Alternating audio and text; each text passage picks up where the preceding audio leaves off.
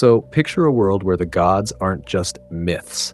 They're messy, petty, and leave their bloodlines in humans, giving them wild magic.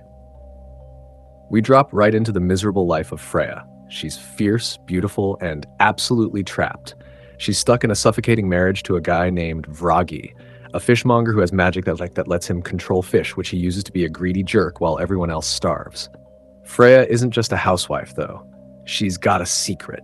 She has magic too, given to her by the goddess Lyn, but her dad made her swear to hide it because it makes her a target. One day, while she's gutting fish and trying not to stab her husband, she meets this absolute smoke show of a stranger named Bjorn in the fjord.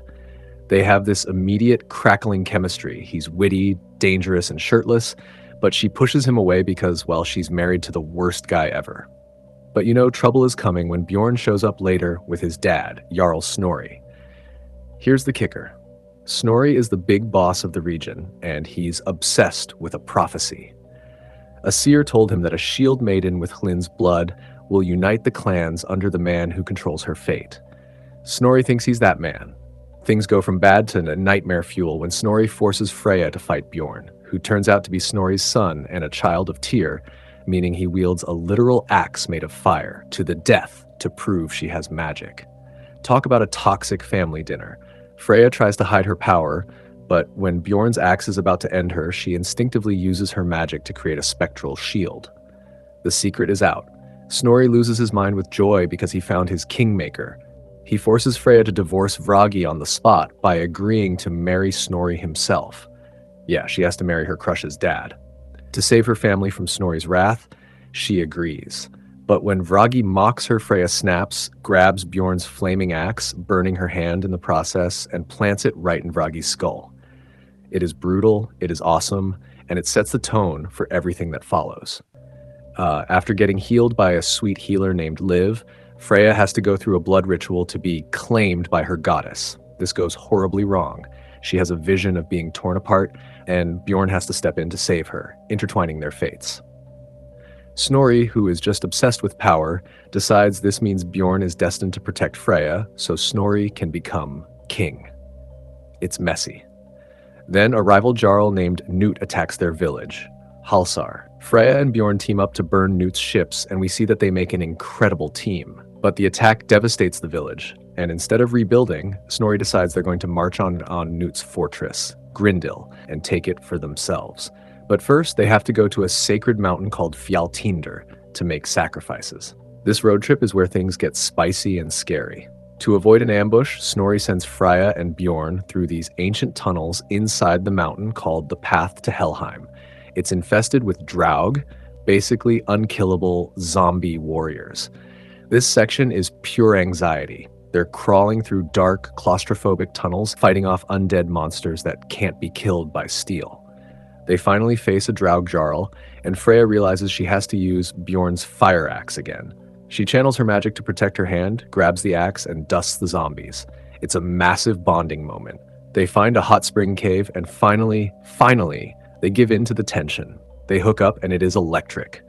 Bjorn tells her he loves her, that he wants to run away with her, to escape his father's ambition and the prophecy. For a second, you really believe they might just ride off into the sunset. But reality hits hard.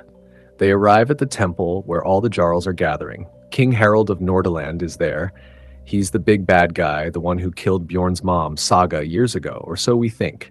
There's so much political maneuvering here. Snorri is puffing his chest, trying to get people to swear allegiance to him because he has the chosen one.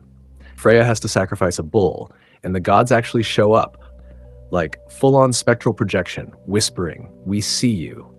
It's terrifying, and everyone is suitably freaked out. They march on Grindil. Snorri is using Freya as a literal human shield, relying on her magic to protect his army as they ram the gates. It's chaotic and bloody. They're facing a child of Thor named Tora, who is throwing lightning bolts.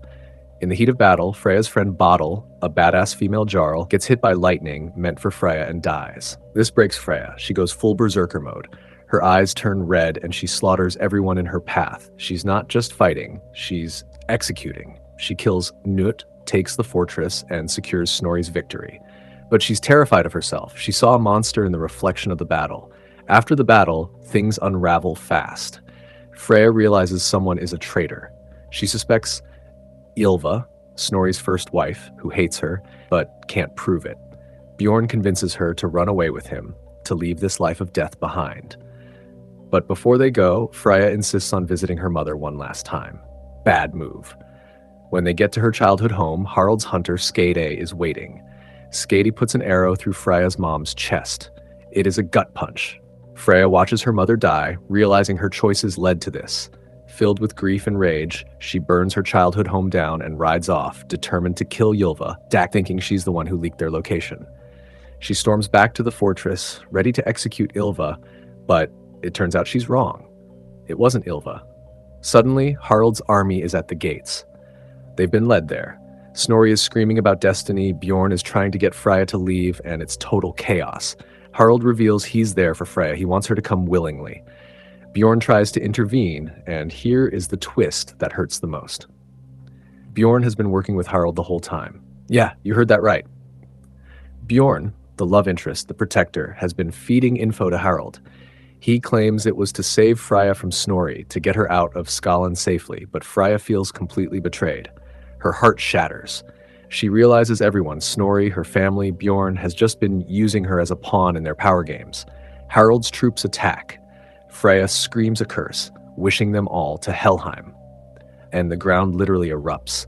Black roots shoot up and drag Harald's soldiers down into the earth, killing them instantly. It's horrifying. Harald looks at her with awe and reveals the truth. Freya isn't just a child of Hlyn. She's a child of two gods. Her other parent is Hel, the goddess of death. She's the first of her kind, a weapon of mass destruction. Freya is horrified by her own power. She runs. She scrambles through the woods, desperate to escape Bjorn, Snorri, Harald, all of them. She tumbles down a ravine, battered and broken. Just when she thinks she's safe, Steinunn the Skald finds her. Steinunn, the woman who has been writing songs about Freya's glory. Freya begs for help, but Steinunn smiles and says she knows everything. She reveals her true allegiance is to Nordaland. She drugs Freya, and as Freya's vision fades to black, she sees the red laces on Steinunn's shoes. The same laces she saw in her vision of the traitor. Freya has been captured, her lover is a liar, her family is dead, and she's being dragged off to the enemy kingdom. It ends with Freya completely helpless, her fate no longer in her own hands, bound for a new land with enemies on all sides. It leaves you screaming at the page because seriously, can this girl catch a break? The betrayal cuts so deep because Bjorn really seemed like the only safe harbor, and now Freya is heading into the lion's den with a power she can barely control and a lineage that terrifies everyone. So, what do you think? Is Bjorn actually a villain, or is he playing a long game to save her that went wrong? And now that we know Freya is basically the daughter of death, is she going to burn the world down or save it? Drop your theories in the comments. I need to know whose side you're on. And hey, if you want more deep dives into fantasy betrayals and epic cliffhangers, make sure you hit that like button and subscribe. See you in the next one.